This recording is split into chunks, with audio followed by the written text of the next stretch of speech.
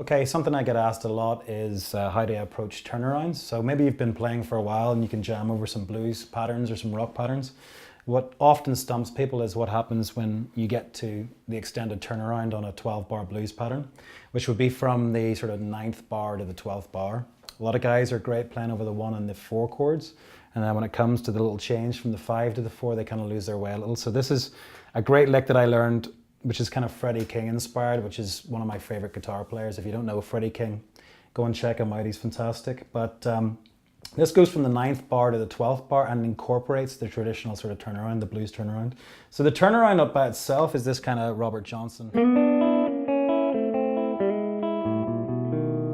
We're in the key of E, by the way. And the extended turnaround, which runs from the 9th bar onwards, is this extended lick.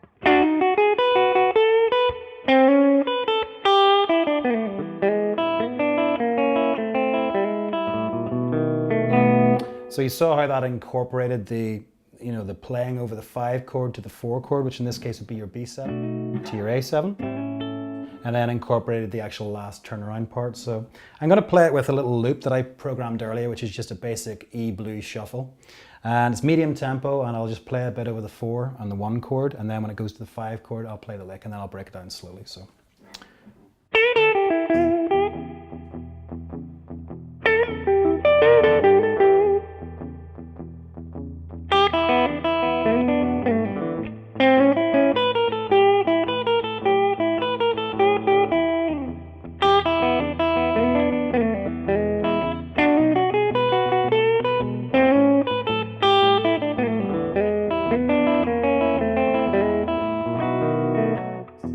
Okay, so as you heard, the extended lick came in on the 9th bar. So what I was playing before that was just kind of improvised, basic pentatonic E minor and E major blues stuff.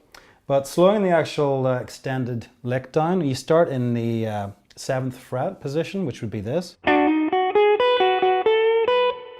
And what we're actually doing here is really utilizing the tones of the actual B7 chord rather than sticking diatonic to E. So I'm kind of spelling out the sound of the chord, and when I move to the A chord for the next bar, I'm kind of doing the same thing. So it's a little hammer on from the 7th fret to the 8th fret on the 3rd string. And then you've got this little double stop thing on the 7th fret, strings 2 and 1.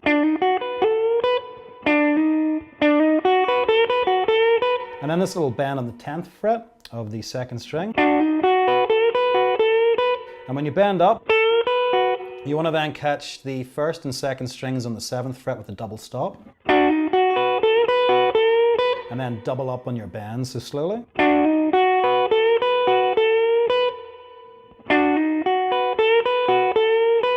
And then the next chord for the next bar, we move to frets 5 and 6 for another hammer on. And then we're going to actually skip over the 2nd string and go straight to the 1st string for frets 7, 5 and 3.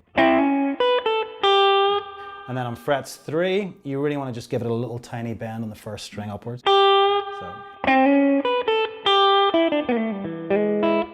And then it's kind of your standard just blues. Fall back into the sort of 1st position pentatonic thing. So slowly from the 4 chord. And there's a little slide and pull off there. That's just sliding back from the 4th fret to the 2nd fret. Pulling off onto the 4th string of the 2nd fret.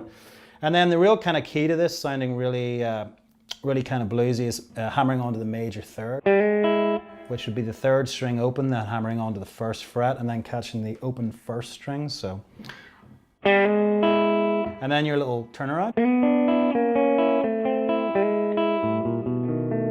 So slowly once again.